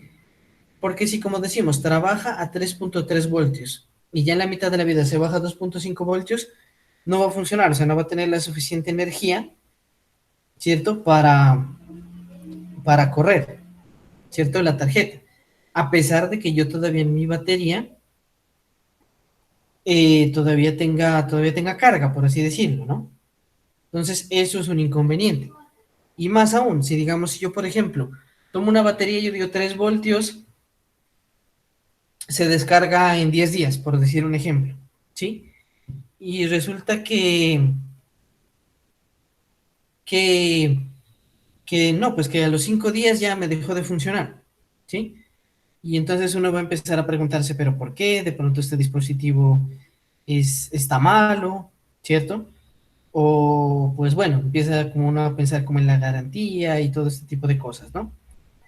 Pero entonces resulta que simplemente es eso, que la batería, por sus características, ¿sí? Ya no puede dar la suficiente energía para eh, alimentar a la tarjeta en cuestión, ¿sí? Entonces, miren, muchas veces, como les digo, no es simplemente conectar las baterías y ya esperar que con el estimado que uno tiene, pues eso va a seguir funcionando, ¿sí? Entonces, miren, realmente, o sea, si ya, de hecho, 5 días que yo lo que les decía ahorita era un ejemplo como bastante generoso, por así decirlo. Porque si nosotros nos ponemos a pensar que realmente apenas baje un 10% la carga de esa batería, o sea, como les digo, de 3.3 y baje a 3 ya no va a funcionar. Sí, o sea que probablemente lo que yo pensaba que iban a ser 10 días, apenas van a ser 2 días, ¿sí? Entonces se va a perder por completo el, el propósito, ¿no? Del uso de esa batería. Bueno, ¿hasta ahí alguna pregunta, chicos? profe. No, profe. ¿No? Listo. Muy bien. Bueno, entonces aquí, hablando de de los conceptos que decíamos de amperio hora, miliamperio hora, vamos a ver a qué hacen referencia. Entonces, miren, para el ejemplo, si nosotros tuviéramos una batería de 1000 miliamperios, ¿sí? Quiere decir que, bueno, en relación 1000 miliamperios hora, quiere decir que durante una hora me va a dar un amperio, ¿cierto? Ahora, que si de pronto mi dispositivo no consume un amperio, sino consume 500 miliamperios o 0.5 amperios, que es lo mismo, entonces quiere decir que lo que me duraba una hora, entonces va a durar ahora 2 horas, ¿cierto? O bueno, si mi dispositivo no utiliza un amperio, sino 100 miliamperios, entonces si utiliza 100 miliamperios, pues bueno, esa duración de esa batería va a ser de 10 horas, o sea, y así sucesivamente, o sea, de acuerdo a de acuerdo a la que les digo, de acuerdo pues al tipo de alimentación que yo voy a utilizar, pues voy a tener mayor o menor duración, ¿cierto? Pero entonces, ¿sí? Si nosotros, digamos, lo que hay que tener en cuenta en ese punto, como para más o menos hacer un cálculo aproximado de cuánto puede durar la batería, ¿cierto? Entonces, pues lo daríamos con esa relación de potencia. ¿Sí? Entonces sería, bueno, corriente por voltaje. Entonces, en relación a eso, nosotros podríamos hacer ese estimado pues, de cuánto me va a dar, pues, la batería de acuerdo al consumo a lo largo del tiempo, ¿sí? Entonces, ese punto pues también tiene que ver, o bueno, con lo que hablábamos al principio acerca de la densidad energética. Sí, o sea, digamos, la densidad energética, pues digamos, va a relacionarse con lo que es la capacidad energética por unidad de kilogramo que pese la batería, ¿sí? Por ejemplo, por eso es que nosotros decimos, bueno, una pila dedo, si no pesa nada, entonces la densidad energética pues, no es muy alta, ¿sí? Pero, por ejemplo, nosotros vemos una batería, no sé, del teléfono, puede resultar un poco más pesada, incluso un poco más grande, pero el alcance, ¿sí? Del consumo es mucho mayor, ¿sí? Entonces, por eso es que nosotros ya tenemos que considerar, de acuerdo a la necesidad, pues si utilizamos simplemente una pila, o pues ya entramos a utilizar estas otras opciones como los bancos de batería, o baterías pues ya de polímeros de litio, o algunas más avanzadas, digámoslo así. Bueno, un aspecto que de pronto no estaba entre los principales, pero pues cabe recalcarlo, ¿sí? Es el aspecto de la seguridad, ¿sí? Entonces, pues bueno, dicho de grosso modo, básicamente va a ser, o hace referencia a la protección de los datos, señales y demás que se estén transmitiendo entre un dispositivo y otro, ¿sí? Pero pues también desde el punto de vista del IoT, que no solo relaciona la parte de software, sino también la parte de hardware, la seguridad estaría relacionado con todas actividades que estén encaminadas a la protección de los objetos, de las comunicaciones y de la interacción entre los mismos, ¿sí? Así tales como por ejemplo en la salud, que ya los objetos que se ponen en el cuerpo de los pacientes, pues digamos ya hablando de casos invasivos como marcapasos, ¿sí? Que donde pues se dé un acceso no autorizado a esos dispositivos, pues puede resultar muy peligroso, tal cual como ustedes lo vieron en la película basada en la que hicimos el quiz, ¿sí? Esos riesgos son muy altos, ¿sí? Bueno, hablando de otro aspecto que es muy, pero muy importante, ¿sí? Nosotros empezamos a ver, bueno, por aparte, por separado, cada uno de los elementos, los sensores, la comunicación, la seguridad, bueno, la alimentación inclusive también, ¿cierto?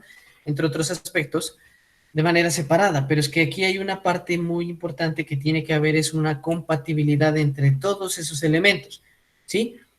Entonces, a la parte que hablábamos de que si hay trabajos previos con cierto sensor o con cierto elemento, también tenemos que ver que, por ejemplo, dicho sensor, digamos, yo tengo un sensor y voy a escoger la Raspberry, entonces tengo que ver que si alguien o algo o hay información de trabajos previos de ese sensor con una Raspberry, ¿sí?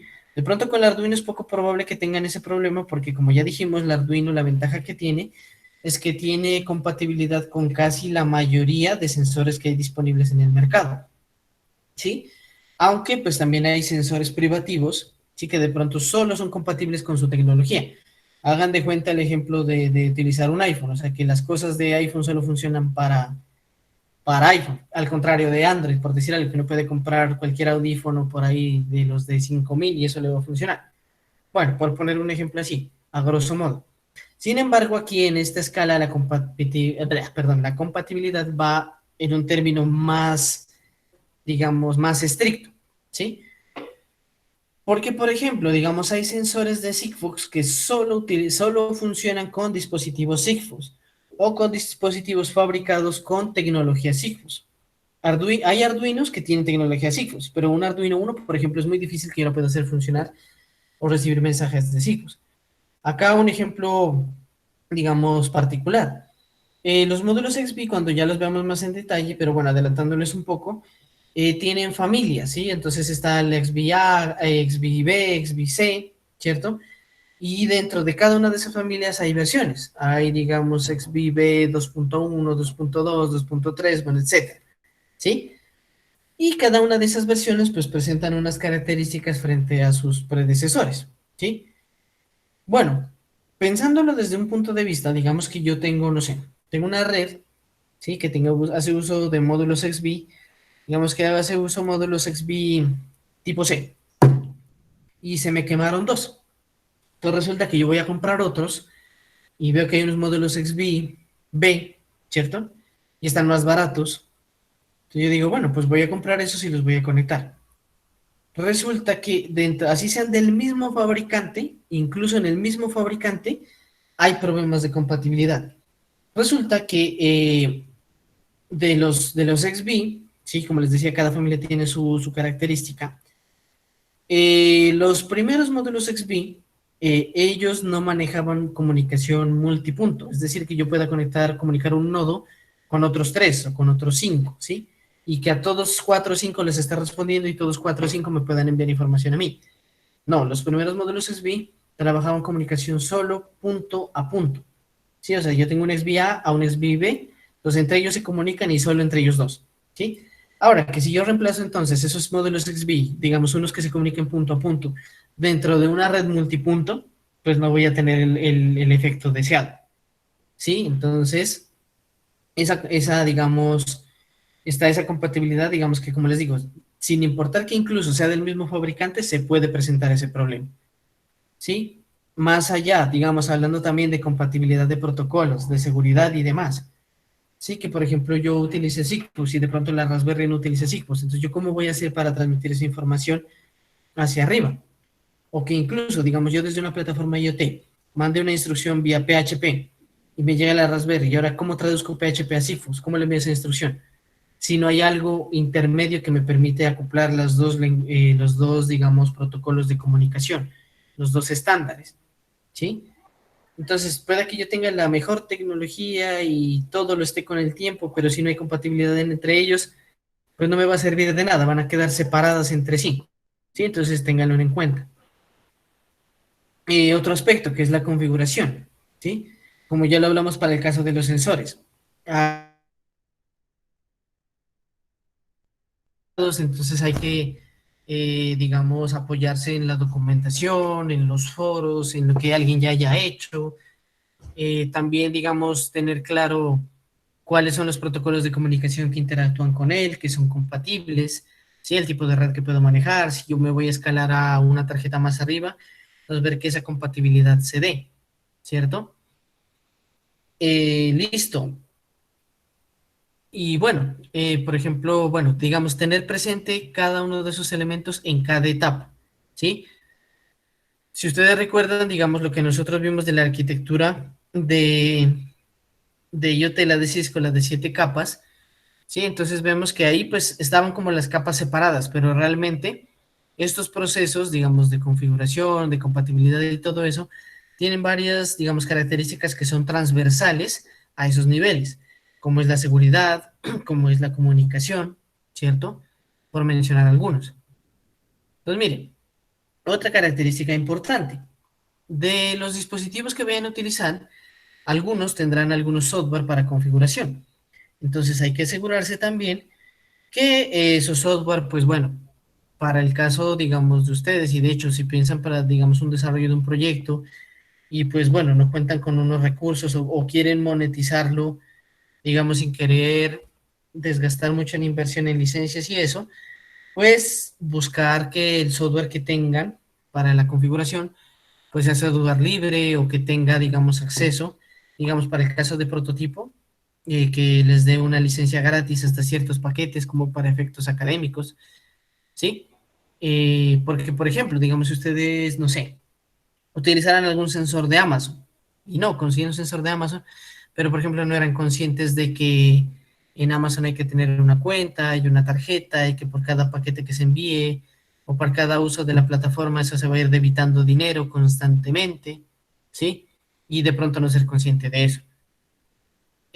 Bueno, para, digamos, cuando se presenta alguna falla o mal funcionamiento o problemas en la implementación, asegurarse de la parte del soporte, ¿cierto? Como les decía ya, de comunidades que hayan utilizado eso en contextos similares, ¿cierto? Entonces, mire, a nivel de hardware, como ya mencionábamos, hay mucho software de configuración, ¿sí? Por ejemplo, para el caso del XB, existen muchos software, ¿no? Por mencionar algunos, está, bueno, Multosenso, está Cool, está XCTU, y de hecho, si ustedes se remiten a la documentación, van a ver que la de la que más van a encontrar es de XCTU. Entonces, ese sería como un primer criterio para inclinarse sobre esa tecnología. Ahora, si hablamos de otros sistemas, Por ejemplo, bueno, cuando ya entremos a la parte de Arduino, pues vamos a ver que existe el IDE y que entre las desventajas, entre comillas, encontramos que el IDE de Arduino no me da las opciones que me ofrecen otros IDE, como por ejemplo la opción de autocompletar, que yo escriba parte de un método, le dé enter y ya me aparezca toda la estructura. Acá tengo que hacerlo todo. Sí, hay cosas que ya aparecen hechas, pero son porque son esenciales en el funcionamiento de un código de Arduino. Sí, entonces frente a eso, de pronto se podría pensar en utilizar algún editor de texto como Sublime, como Atom, como Visual Studio Code, ¿sí? Y pues instalarle algún plugin como para, digamos, hacer más ágil el proceso de desarrollo o bueno, la parte de la programación, más propiamente dicho, ¿no? Por ejemplo, para el caso de la Raspberry, sí, o sea, por defecto, como está basado o generalmente se le implementa un sistema operativo basado en Linux, por defecto viene con el lenguaje de programación Python. Sí, entonces, bueno, si de pronto no son muy amigos de la implementación desde consola, desde terminal, entonces, bueno, tocaría empezar a buscar entornos para programación, IDEs. Por ejemplo, acá estaría Spider, estaría PyCharm, entre muchos otros, ¿sí? Incluso, digamos, si ya hablamos de queremos armar una base de datos, ¿sí? Que, por ejemplo, acá uno habla de SAMP, habla de LAMP, bueno, cualquiera de esos. Pues, por ejemplo, acá uno ya habla de manejadores de paquetes, por ejemplo, como pip o Anaconda, que me pueden ayudar para, digamos, manejar todos estos motores de bases de datos. Listo, entonces miren, pues cuando ya se ha tenido claridad sobre todo esto, ¿no? Sobre los dispositivos, la compatibilidad, la información de todo esto, pues ya viene la parte de la implementación, ¿no? Entonces, bueno, ya relacionamos todos los elementos, se garantiza la compatibilidad, las tecnologías entre ellos, y pues bueno, también identificar las zonas donde se puede, donde se va a ubicar el sistema, ¿no? Tener en cuenta que, por ejemplo, si voy a ubicar mi sistema en zonas de difícil acceso o que van a estar, digamos, por tiempos muy prolongados sin atención, ¿sí? Entonces asegurarme de que la autonomía energética sea suficiente, de que si hay alguna falla en el mismo sistema me pueda avisar para yo tener que ir solo cuando sea necesario, ¿sí? Como les digo, para garantizar el propósito de la autonomía, ¿no? Y pues incluso a raíz de eso también, de ese tipo de lecturas que se hagan, pues garantizar, o bueno, desarrollar un plan de trabajo de cuándo van a ser las visitas, para pues evitar que tener que ir cuando ya de pronto sea muy tarde, ¿cierto? Finalmente, entonces, está la fase de pruebas, ¿no? Entonces, ver que todo salga de la mejor manera, ¿sí? Antes de llevarlo pues ya a presentación o pues en el caso de la asignatura, antes de ya traerlo para la presentación como tal del proyecto final y detectar todas las anomalías que puedan aparecer por allí. ¿Listo? Chicos, ¿hay alguna pregunta, alguna duda? No, señor. No, señor. Listo, chicos.